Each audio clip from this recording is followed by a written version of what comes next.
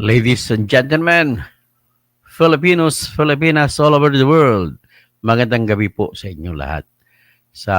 Ito na po tayo ngayon. Ang pinakabagong balita natin ay bigyan lang nating medyo anong mangyayari, mga konting konteksto sa isang balita dito na natanggal na, no? Disqualified finally si Jing Capil sa kanyang bilang kandidato sa pagka-mayor sa Purak, Pampanga. At inutos ng COMELEC ang pagproklama sa kanyang kalaban na si board member Mike Tapang. Ngayon, ibig sabihin lamang niyan ay kung maproklama na si Mike Tapang ngayong bukas o makalawa, ay si Mike Tapang ay magsusumpa. Kahit kanino siya magsumpa, pwede siya manumpa sa notary public, pwede sa barangay kapitan, pwede sa kung sinong official, kung sino mga judge, pwede rin. At pagka makasumpa siya, automatic siyang papasok bilang bagong mayor ng Purak, Pampanga sa June 30. At kung makapasok na siya, mahihirapan na si Jing Capil sa makabawi. Ang comfort lang na ni Jing Capil ay yung kanyang anak na si Len Capil ay nanalo bilang vice mayor. So kahit ano ba't ang mangyari, at least vice mayor ang kanyang anak. At ang ginawang dahilan po ng COMELEC sa pagdeklara, second division ng COMELEC, ang grupo ni Ray Bulay, ni Noli Arpipo, at saka ni Commissioner Nelson Celis, ay ang katotohanan na inutos ng ombudsman na i-dismiss from the service, tinanggal sa serbisyo publiko si Capil sa kasalanan sa hindi pagbibigay ng mga business permits sa Lucky South 99 na mga pogo. At siyempre kasama rin sa akusasyon laban sa kanya yung hindi pagkolekta ng tamang amilyar o real property tax mula doon sa pogo sa Lucky South 99. At nakompute ko na yung mga 10 million a year dapat ang babayaran ng pogo sapagkat ang presyo ng lupa binabase ko lang sa presyo ng lupa at saka ang assessment ay commercial. So 60% ng value ay kung 1 billion ang halaga ng lahat ay di 1 billion times 60% di 600 million. So ang 60% na nababayaran yan ang diyan magbabase ang real property tax. Okay? So ngayon ang mangyayari dahil na nung Abril ay nadesisyonan ng ombudsman na tanggalin sa serbisyo kasi kurakot itong si Jing Capil. Yan ang naging dahilan kung bakit marami siyang kayamanan. Makikita mo, sikreto lang, siyempre wala namang mga kawatan na maglaladlad. Walang kawatan na bibili ng bahay o kondo na ipapangalan niya sa kanya. So,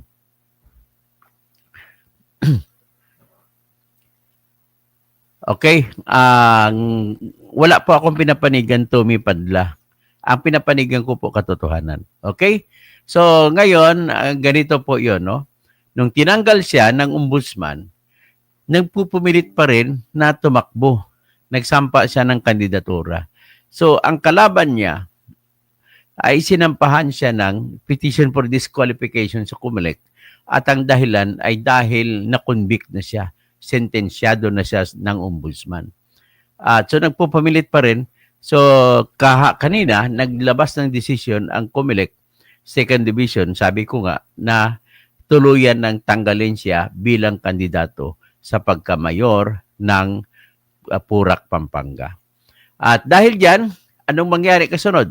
Iproklama bukas o makalawa ng Board of Canvassers ng Bayan ng Purak si Mike Tapang, yung board member na siya nakakuha ng sunod na numero sumunod na pinakamalaking boto pagkatapos kung tanggalin mo si Jing Capil. Kaya ipoproklama si Mike Tapag bilang bagong mayor ng Purak, Pampanga. So pagkatapos nun, ay uupo siya sa June 30. So ngayon, tatakbo yan. In the meantime, sa kabila naman, siyempre si Jing Capil ay gusto niyang makabalik. So ang ginagawa ngayon ni Jing Capil ay nagsampa siya ng motion for reconsideration sa utos ng ombudsman patungkol doon sa kaso niya sa Pogo. Na tinanggal siya ng ombudsman. Pero ang problema sa sobrang lakas ng ebidensya ay talagang matatalo siya sa ombudsman. Ngayon, ang mangyari niyan, hanggang ngayon wala pa pong nailabas na balita patungkol po sa kanyang motion for reconsideration sa Office of the Ombudsman. Ang dami, makikita mo naman kung gaano na yumaman si Jing Capil, 6 ang abogado. So yumaman, ibig sabihin yumaman siya pagka-mayor. Yan po yung mga galawan niya ang magpapatunay na nagnakaw talaga siya dyan sa Lucky South 99. Hindi niya pwedeng itanggi yan.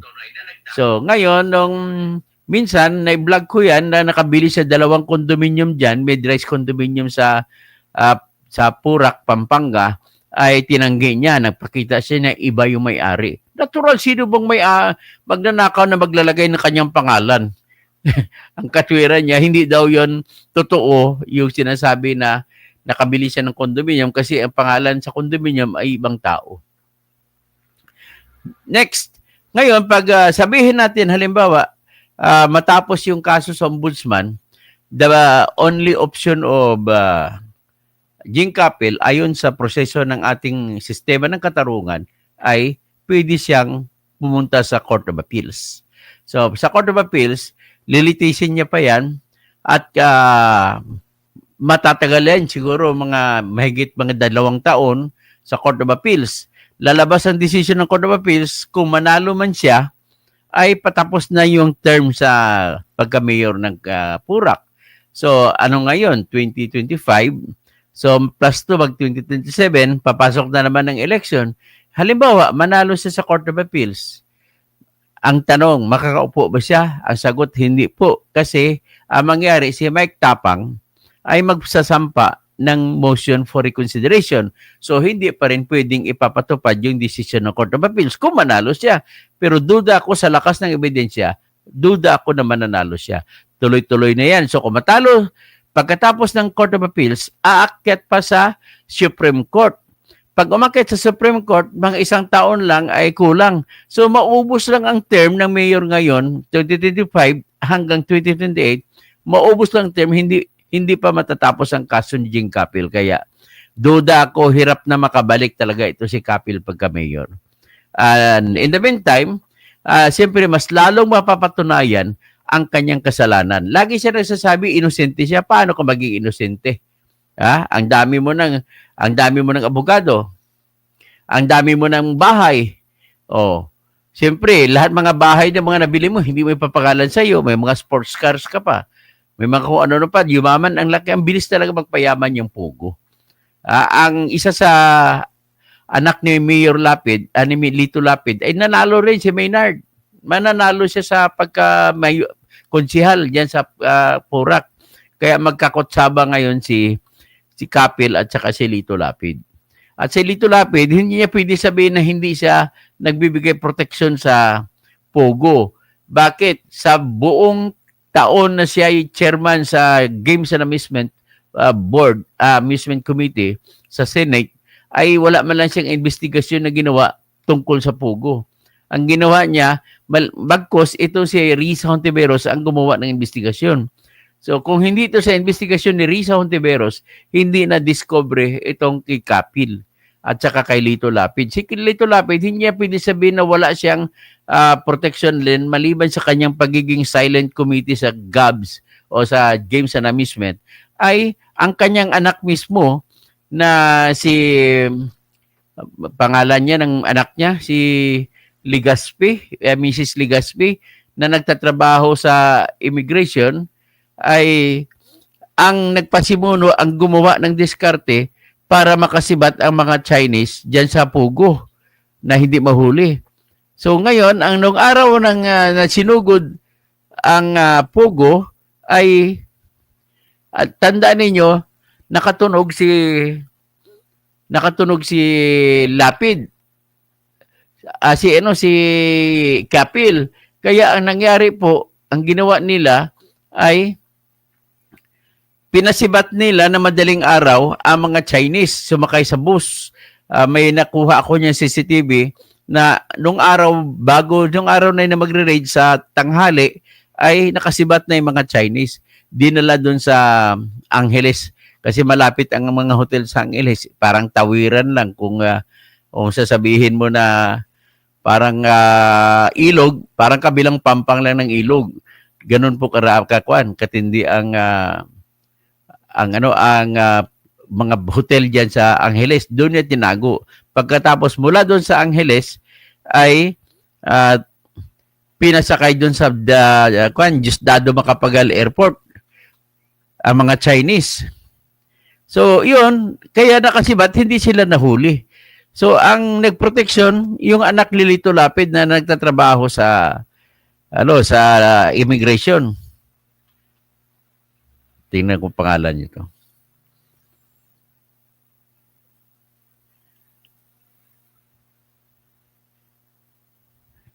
Daughter of Lito Lapid.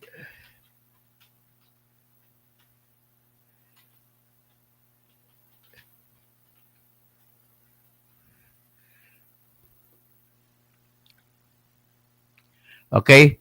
So, ang nangyari, binigyan lumabas itong balita nito na nakialam yung anak ni Lito Lapid ay sapagkat nagreklamo yung mga immigration officers diyan sa Pampanga, sa Clark, na ang liliit naman na binigay, 20,000 kada immigration officer. So, ganun po sila kakurap. Ngayon, at least, mahigit 3 taon tatakbo ang kaso hanggat hindi po nanalo si Kapil ng final sa kaso niya sa ombudsman ay hindi siya makakaupo.